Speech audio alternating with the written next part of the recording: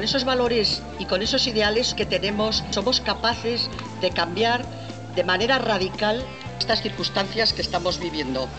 Creemos en esa transformación de esta sociedad.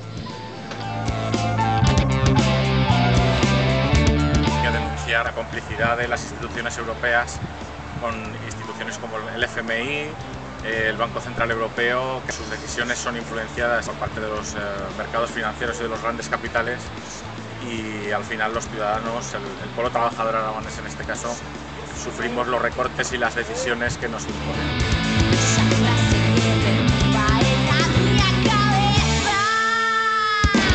Desde esta coalición, Los Pueblos Deciden, decimos no a la Europa que no respeta el derecho de autodeterminación. Creemos en una legalidad internacional de la que no se exceptúa ningún pueblo.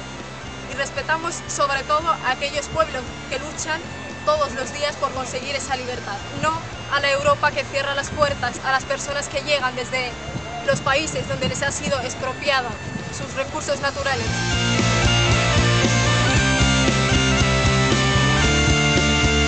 El patriarcado nos limita las oportunidades en todos los ámbitos sociales. Estas limitaciones se incrementan todavía más en el mundo rural. Por ello, seguiremos luchando por una vida digna en nuestros pueblos, construyendo espacios para la mujer y defendiendo nuestra historia y nuestro país. Deben ser los pueblos y los trabajadores los que decidan su futuro y las políticas a aplicar.